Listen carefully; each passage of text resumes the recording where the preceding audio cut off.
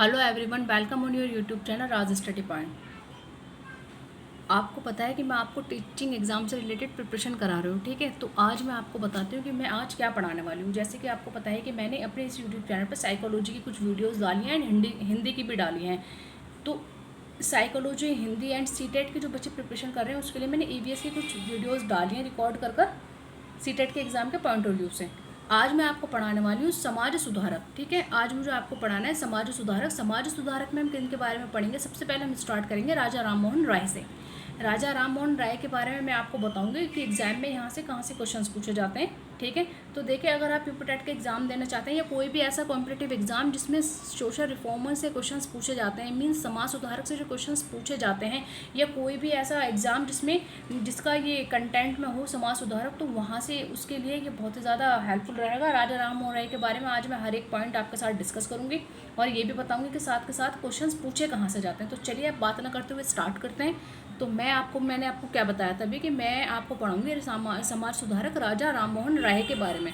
राजा राम मोहन राय, ठीक है। तो देखिए, सबसे पहले मैं आपको बताऊंगी कि इनका जो जन्म है वो कहाँ हुआ है। इनका जन्म हुआ है पश्चिम बंगाल के हुगली जिले के गांव। पश्चिम बंगाल में क्या है? हुगली जिला है। पश्चिम बंगाल में क्या है? हुगली जिला। और वहाँ पर क्या है? एक गांव है राधा नगर, उसमें इनका जन्म हुआ है। किसका जन्म हुआ है? राजा राम मोहन राय का, ठीक है। तो देखिए, पूछा नहीं जाता पर फिर भी हमारे नॉलेज में होना चाहिए। थोड़ा सा मैं इनके बारे में आपको बता रही हूँ कि इनका जन्म कहाँ हुआ है, इनके पिता का क्या नाम था या इनकी मदर का क्या नाम था, तो इस तरीके से। और इनकी मृत्यु कहाँ हुई है, ये मृत्यु से क्वेश्चंस पूछा जा सकता है कि बताइए इनकी मृत्यु कहाँ हुई है। बाकी फादर एंड मदर का नाम तो पूछा नहीं जाता, बाकी फिर भी मैं बता रही हूँ। देखिए, पिता का नाम क्या है? रामकांत राय। माता का इनका नाम क्या था? तरिणी देवी। और इनकी जो मृत्यु हुई है राजा राम मोहन राय की, राजा राम मोहन राय की जो मृत्यु हुई है वो कहाँ हुई है? इनकी मृत्यु हुई है इंग्लैंड के ब्रिस्टल नगर में। कहाँ पर हुई है? इंग्लैंड के ब्रिस्टल नगर में इनकी डेथ हुई है, ठीक है। तो देखिए, इनकी जो प्रारंभिक शिक्षा थी, अगर हम इनकी प्रारंभिक शिक्षा के ऊपर बात करें तो देखिए, इनकी प्रारंभिक शिक्षा जो कंप्लीट हुई थी वो कहाँ हुई थी? घर पर ही इनकी शुरुआत हुई थी प्रारंभिक शिक्षा की। तो प्रारंभिक शिक्षा घर पर ही बंगाल भाषा में हुई। इनकी माँ संस्कृत की विदुषी थी। इन पर एक तरफ सूफी मत का प्रभाव था और दूसरी तरफ वेदांत और उपनिषदों का, ठीक है। तो मैंने भी आपको क्या बताया था कि जो इनकी प्रारंभिक शिक्षा की शुरुआत हुई है राजा राम मोहन राय की, घर से ही शुरुआत हुई है और बंगाल भाषा में हुई, ठीक है। और इनके मदर कौन थे? वो संस्कृत की विदुषी थे। इन पर एक तरफ मैंने आपको बताया कि सूफी मत का प्रभाव था और दूसरी तरफ वेदांत और उपनिषदों का। देखिए, इन्होंने क्या करा? इन्होंने बौद्ध धर्म का क्या किया था? अध्ययन किया था। तो इन्होंने पूछा जा सकता है कि इन्होंने बौद्ध धर्म का जो अध्ययन है वो कहाँ पर किया।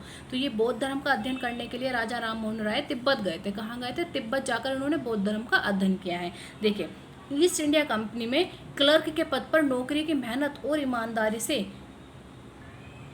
दीवान के पद पर पहुंचे। यहाँ इन्होंने अंग्रेजी, ग्रीक एंड लैटिन, देखो तीनों लैंग्वेज में अंग्रेजी, ग्रीक एंड लैटिन भाषाओं को अच्छी तरह से सीख लिया। कहाँ पर? ईस्ट इंडिया कंपनी में। क्या थी इनकी जो पोस्ट थी? वो क्या थी? क्लर्क के पद पर थे राजा राम मोहन राय, ठीक है। और नौकरी की पद पर नौकरी की मेहनत और ईमानदारी से, इन्होंने उस पद पर, क्लर्क के पद पर नौकरी की थी और मेहनत और ईमानदारी से दीवान के पद पर पहुंचे। क्लर्क से कहाँ, कौन से पद पर पहुंच गए थे? दीवान के पद पर पहुंचे। यहाँ इन्होंने अंग्रेजी, ग्रीक एंड लैटिन भाषाओं को अच्छी तरह से सीख लिया था। अब देखिए, उदारवादी विचारधारा के लोगों को लेकर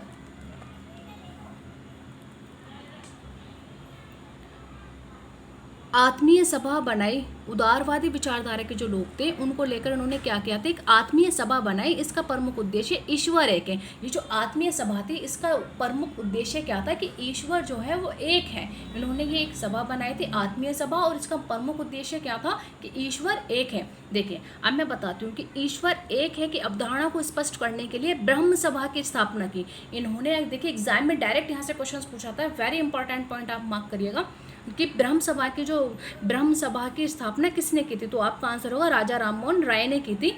फिर इसका नाम बदलकर ब्रह्म समाज कर दिया गया था। क्या किया गया था? देखिए, आजकल जो एग्जाम में क्वेश्चन पूछ रहा था वो पूछ रहा था कि बताइए ब्रह्म समाज की स्थापना किसने की? तो आपका आंसर होगा ब्रह्म समाज की स्थापना राजा राम मोहन राय ने की है। ब्रह्म समाज की स्थापना कब हुई थी? तो देखिए, वेरी इंपॉर्टेंट पॉइंट ये भी आपको पता होना चाहिए कि ब्रह्म समाज की जो स्थापना है वो कब हुई है। ब्रह्म समाज की स्थापना हुई है 20 अगस्त 1828 को। कब? कि 20 अगस्त 1828 को ब्रह्म समाज की स्थापना हुई। और ब्रह्म समाज की स्थापना किसने की है? ये की है राजा राम मोहन राय ने। तो देखिए, इतना मैंने आपको बताया। देखिए आगे मैं इनके बारे में बताती हूँ कि ईस्ट इंडिया कंपनी के विरुद्ध शिकायत लेकर इंग्लैंड पहुँचे, ठीक है। वहीं से फ्रांस की राजधानी पेरिस गए। देखिए यहाँ से आपको ये भी पता चल जाएगा कि फ्रांस की राजधानी क्या है, फ्रांस की राजधानी है पेरिस। पेरिस गए, फिर इंग्लैंड आए। धीरे धीरे स्वास्थ्य खराब होता गया। क्या हुआ कि जो राजा राम मोहन राय थे वो ईस्ट इंडिया कंपनी के अगेंस्ट शिकायत लेकर कहाँ पहुँचे थे, इंग्लैंड पहुँचे। फिर वहीं से फ्रांस की राजधानी पेरिस गए थे और इंग्लैंड आए। फिर ये क्या हुआ कि वापस इंग्लैंड आए, लेकिन जब इंग्लैंड आए तो धीरे धीरे इनका जो स्वास्थ्य था वो ख़राब होने लगा, जिसकी वजह से क्या हुआ कि इंग्लैंड के ब्रिस्टल में इनका निधन हो गया। किसका निधन हो गया? राजा राम मोहन राय का। तो देखिए ब्रिस्टल नगर, मैंने भी आपको स्टार्टिंग में ही बताया था इनकी माता का नाम, फादर का नाम, और मैंने ये भी बताया था कि इनकी मृत्यु कहाँ हुई है। तो इनकी मृत्यु हुई है ब्रिस्टल नगर में। आज भी इनका स्मारक बना हुआ है। कहाँ पर? इंग्लैंड के ब्रिस्टल नगर में इनका स्मारक बना हुआ है। तो देखिए कितने अच्छे ये इंसान थे राजा राम मोहन राय कि इंग्लैंड के ब्रिस्टल नगर में आज भी इनका स्मारक बना हुआ है, ठीक है। तो देखिए अग्रदूत के रूप में इनकी भूमिका बड़ी महत्वपूर्ण है। अग्रदूत के रूप में इनकी भूमिका कैसी है कि बहुत ही ज़्यादा महत्वपूर्ण रही है। अब इनका एक नारा है जो पूछा जाता है एग्जाम में, ठीक है, वो आपको पता होना चाहिए। जितने भी ये स्लोगन हैं एग्जाम में देखने को मिलते हैं और पूछे जाते हैं। तो देखिए, मैं केवल अंधविश्वासों की आलोचना करता हूँ। इनका क्या नारा था? मैं केवल अंधविश्वासों की आलोचना करता हूँ, ना कि धर्म की। तो ये बात किसने कही है, ये पूछा जाए आपसे तो मोस्ट इंपॉर्टेंट इसे मार्क करिएगा। मैं केवल अंधविश्वासों की आलोचना करता हूँ, ना कि धर्म की। तो ये किसने कहा है? राजा राम मोहन राय ने कहा है, ठीक है। तो देखिए चलिए अब आगे मैं इसके बारे में और बताती हूँ आपको। मुगल शासन, ये जो थे हमारे राजा राम मोहन राय, मुगल शासक कंपनी से मिलने वाले धन से संतुष्ट नहीं था।